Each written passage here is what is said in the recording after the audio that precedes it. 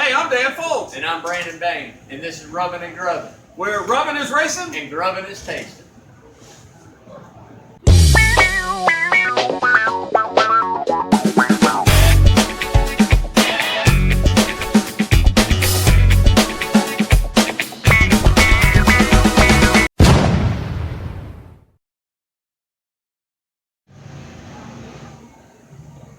Hey, what's going on, NASCAR fans? I'm Brandon Bain.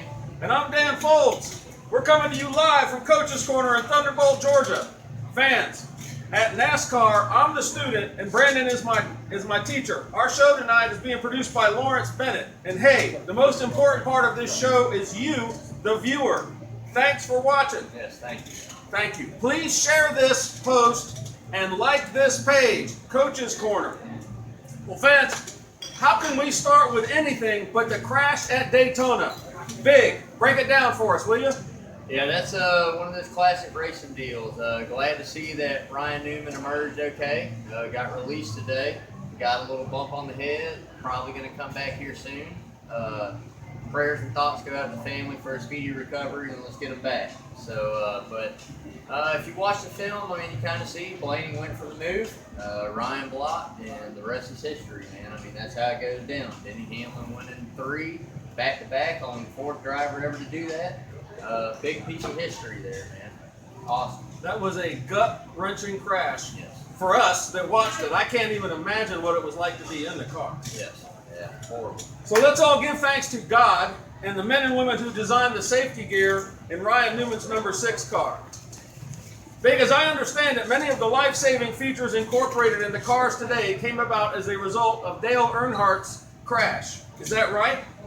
Yeah, I mean, they always have been working on safety issues. NASCAR has a department, R&D, if you want to call it, that tests different things, does different things. The Hans device is a big piece of safety equipment that's been involved in the last 20 years. The way the cars are designed, the way the flaps fold, a lot has to do with keeping these cars on the ground. I'm sure NASCAR here in the next few weeks will take a look over at Ryan Newman and redo that wreck and see what they can do to try to prevent that uplift that car got. So. Roger that. As they say in naval aviation, the rules are written in blood.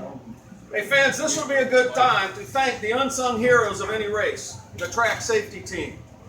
You will never know their names, but you can't miss how quickly a team of rescuers arrives on the scene of a crash.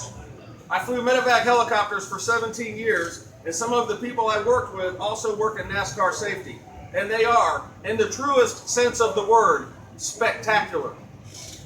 Without those responders, there would be no NASCAR. Ladies and gentlemen, let's raise our drinks to the folks who got Rocket Man Ryan Newman out of that car.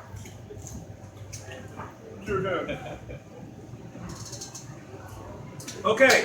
So Ryan Newman, a 19-year NASCAR veteran, currently runs the number 6 Ford for Roush Fenway Racing.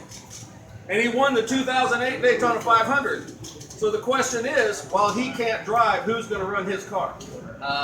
Latest news I heard, Ross Chastain, the watermelon man, as they call him, is going to drive that car. This is a big opportunity for him, man. He, is going from some equipment that was at the lower spectrum of the sport, coming up into some pretty good equipment here, man. So, the one thing I will say for him, the main key is going to be consistency, finishing races. The last thing you want to do as a guy looking for a ride, coming up, trying to make a name, trying to get your name out there, is wreck equipment. You do not want to tear these up. So, if you can get 16, take 16. It should be interesting. It's very interesting to see what he's going to do, and like I said, it is a very, very big opportunity for his career. So, well, I look forward to good things for that kid, and it's a terrible way to get an opportunity, but an opportunity is an opportunity. So I wish the best for him. So Big, I thought that entire race was fast and exciting. Go ahead and unpack the rest of that race. Yeah, that race from the green flag seemed really interesting. A lot of guys were on some different pit strategies. You saw Toyota just kind of hang back forever right there in the first stage, and played it out right. And then you saw the Fords do it, and then you saw some other Fords up front the whole time. I mean, everybody's strategy was a little different to it. And that about 20 to go, 25 to go, it really started to unfold to where you saw what it was going to be and who it was going to be in a sense. Had a real big wreck on 16 to go, man. I mean, that wreck changed the ball game. Yeah. You know, not to mention we get restarted, have a couple more, longest 500 in Daytona history. I mean, it was a great race. You know, the thing that you have to understand about that race and the way it unfolded was a lot of these lower budget, behind technology-wise, behind funding-wise teams got really good finishes at one of the biggest paying races of the year. So these guys finished in 12th, 11th, 10th, 9th, stuff we bat an eye at for the guys out there running every week that are in the top sport. Yes. This was a big They payout. got checked. Yes, this was a huge payout for them. This could keep them open for races to come or fund different things. So yeah, it's you know, it's never good to see. I never like a race that finishes with a lot of cars torn up. I like to see the best of the best. But at the end of the day, this also pays out dividends for surviving. So there was winners. Oh yes, lots there of were winners definitely there. winners. And we can't not mention the fact that the President of the United States took the time to come down and take a lap in the beast. That was spectacular, and thank you, Mr. President, for doing that. Yeah, on that, I will tell you, the very first NASCAR race I ever went to that I got to see was in Atlanta Motor Speedway, and President Reagan fully win. It was Richard Petty's last. Bill Elliott won the race, and Phil Hickey won the championship. That was the first race I ever went to. So, Big, how old were you when you went to your first race? That would put me at You were 5 years old. 5 years old. Yeah. Spectacular. Okay, great. Now, during the race, we had an overnight weather delay. And while we were here watching the race at Coach's Corner, the center of the universe, the question came up at our table. What do they do with those cars if they stay out overnight? So they put rain covers on them. Do they leave them out? At Daytona, they gave them the option. From what I read and what I had heard, they gave them the option to push the cars into the garage area. A lot of times, the rule was that they sat out under that cover, but now as we progress, I think the technology as far as radio communication, that's why you've heard they brought it up. Jimmy Johnson has some radio troubles, and when those transponders get wet, things happen electrically, and it can possibly mess it up, and switching channels sometimes doesn't help it. As long as you have NASCAR patrolling the way they need to patrol, and their officials watching the cars the way they need to be watched. No fuel. You can't touch it. No maintenance. Don't even look at it. Don't even look at it. Got it. Great. Okay, Big, let's talk penalties. Could you describe some of the mistakes that get made by the drivers and what those mistakes mean? Yeah, I mean, in the duels, you saw Eric Jones pull through his box. And under green flag, green flag conditions at the time during the race, that would have cost you tremendously at Daytona. Right. Ricky Stenhouse. Passing below the yellow line. That cost him dearly. Not only did he have to do a pass-through, which means you cannot fuel, you cannot touch a pass-through, you have to drive at pit through road speed, pit road. At pit road speed. What is pit road speed? It differs between tracks. So you're not allowed to fuel, touch tires, nothing. You can't do anything during that. So he not only did it came at a bad time because not only did he have to stop or go through the penalty and serve the penalty, he also had to make a stop for fuel. So as you saw during the race, if you watched, when he comes down, Eric Jones runs in the back of him, didn't know he was coming, spotter issue or whatever, and that's one of the biggest things that you have to deal with. That's one of the many gremlins at Daytona. That leads me right into this next comment. Okay, fans, imagine yourself, you, sitting at home now. You're in a car. You get the word that you have to take a pass through pit road as a penalty. The only problem is you're in the outside line of cars in the middle of a pack, and everything is going at 198 miles per hour. What are you going to do? Big, help. I mean, at that point, you should have yourself in position. You've had a couple laps to run to know that NASCAR has penalized you. At that point, you should do whatever is necessary to get down to the bottom, whether it means slow down, whether it means whatever. Because honestly, if you miss it that time, you're going to pay even more.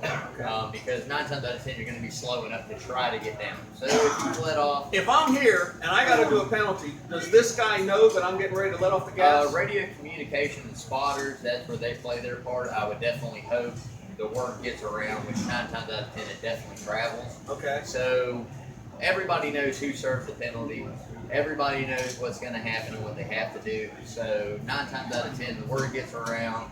Now, whether that comes through and you do what you need to do to help this guy out, or if it's somebody big, you do what you need to do to try to hurt him a little more. But that's the nature of the beast. Could you explain, they were talking about this on TV, this new strategy of the manufacturers, everybody driving a Chevrolet, for instance, even on different teams, sticking together, because even Jeff Gordon was having a hard time figuring this out from the announcer's booth. Yeah, I mean, the biggest thing is Chevy's at a disadvantage. We all knew that after last year. Obviously, they try to run true to their manufacturer look. That's what they try to do. So last year, when they changed over to the Camaro in the Cup Series, the nose was pointed. When you look at the Fords, it is very flat. When you look at Toyotas, it is a little less flat. When you look at the Chevys from last year, it was not flat at all. So when you're lining up and you're behind another car, these Fords can link and push and push and push. Because their noses are flat. They have a surface area of this. Compared to Chevrolets, last year had a surface area of this. This year they made changes to the body. Chevrolet got a little back. Is it still as good as a Ford, flat as a Ford? I don't know.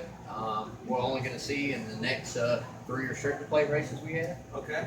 But they're making changes, and we'll see where it goes from here. But it's just one of those deals. Manufacturers play a big part in the sport. Money goes a long way, and whenever they want you to stick together, and it's a huge corporation you're representing, you have to do what you have to do.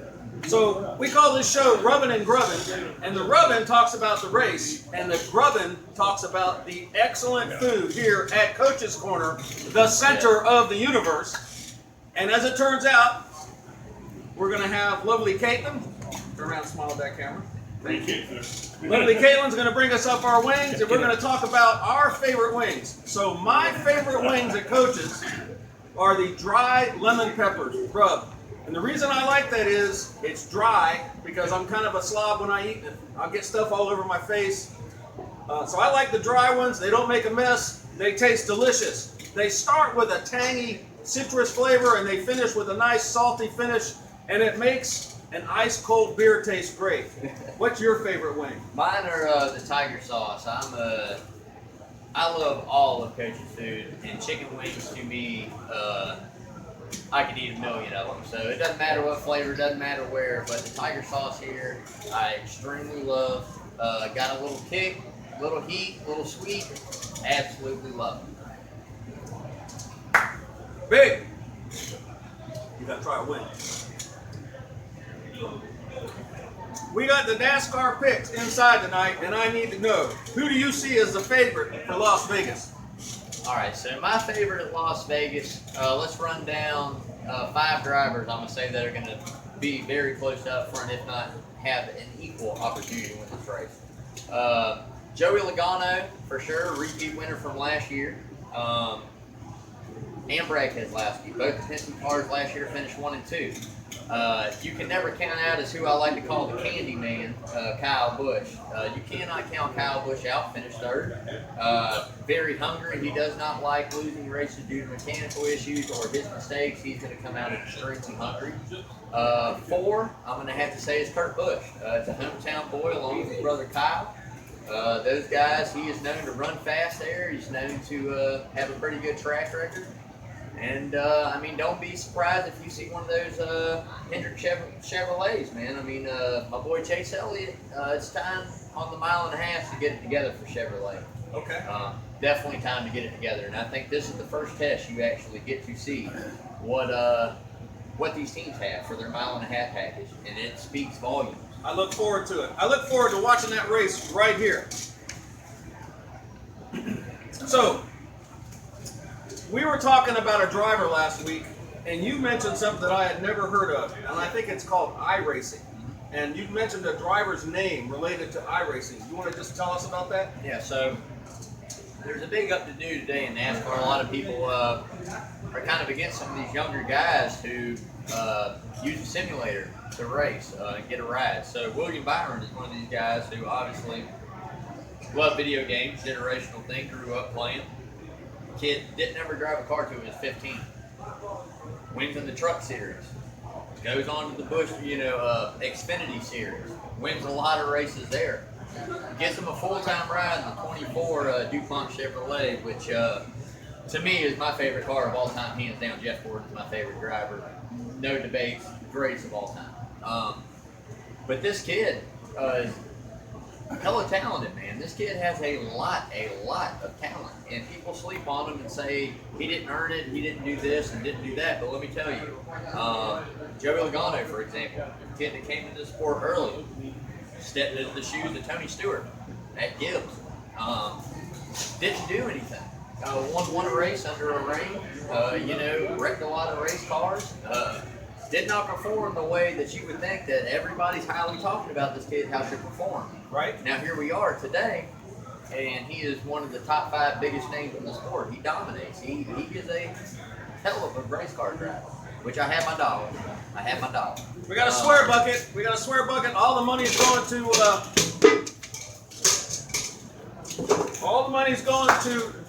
the Ronald McDonald House. Every time we slip up and drop a swear word.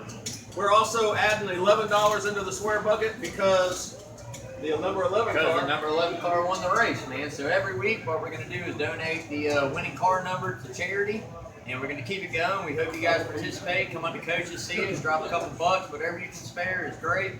It's all for charity. Fans, we had the Daytona 500 up on the jumbo screen and a gazillion other screens right here at Coach's Corner in Thunderbolt, Georgia. And the only things missing were you and the smell of burnt rubber.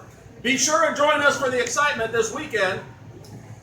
The show moves to Las Vegas, but you don't have to. You can be part of the action right here. So, Friday at 6 p.m., it's 9 p.m. here, 6 p.m. there. The truck race is 134 laps, 201 miles.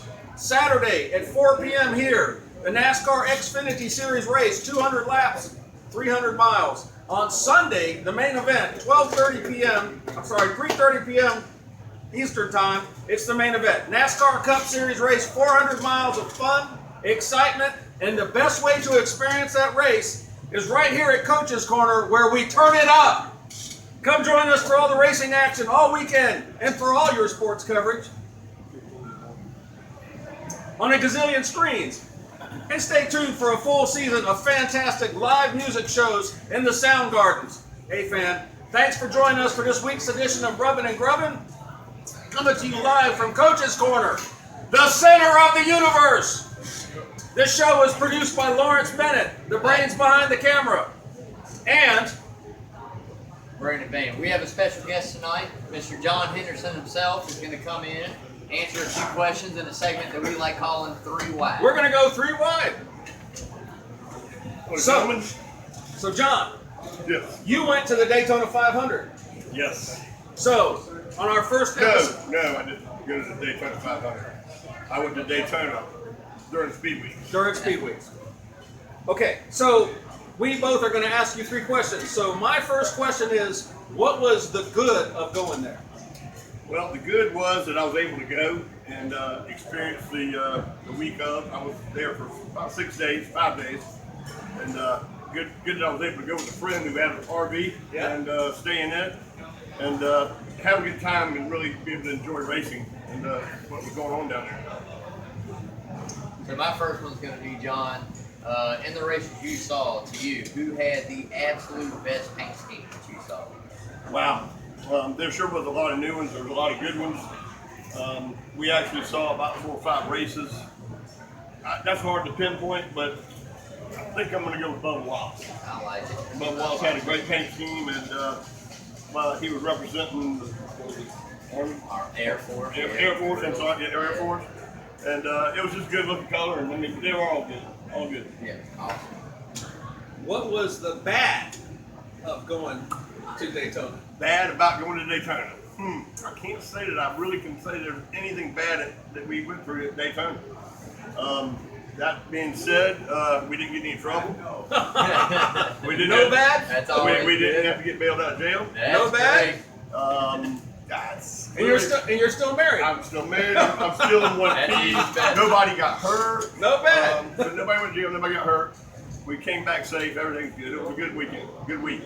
Awesome. So my second question to you is, what was your favorite thing about Daytona's facility as far as the track goes down there? The amenities, the entertainment. What was your favorite? Great question. Let me start off by saying I was with Billy Snyder. Okay, and Billy has a way. We'll just let that be the answer for my third question. The ugly. The ugly. All right, well, this will be a two-part answer then to both questions. So anyway, with a good group of people, and they had to know how to get around the track. So we were able to get our golf cart places that most people couldn't. Right. And Best of the best. but the fortunate of that by us being able to do that, we saw so much. I mean, in the infield, we were able to see bars that people just set up and they'll sell food and then take drink donations. We get around the wall. So that was a really, the Trump flags and the supporters of Trump that were there that were really excited about him being there. Everything about the infield was exciting. Camaraderie. The full $100 million that they put into that stands. First time I've been there since they had done the renovation. Right. So to walk into the stands and get an elevator ride up to where you're going to be sitting, Instead of hitting the stairs. what an amazing feeling that is on the legs. You're anywhere you go around there, you're going to walk miles to do what you're going to do. Right. And whether it be just to go to Hooters, the hotel, whatever you're going to do, you're going to be doing a lot of walking, which they've improved. And so the stadium was a great thing to see. It was really an all-around good thing, and what we were able to do while we were there was great. So I recommend it to anybody. You might not get the same coverage we got, but you can definitely get everything you need. Spectacular. So, one more time, this show is produced by Lawrence Bennett. He's the brains behind the camera. This is Big. I'm Dan Foulds, and listen, we're very glad that you guys joined us. Please like this post and share Coach's Corner's page. And remember, your best food is right here at Coach's Corner. We are the center of the universe. Las Vegas, baby.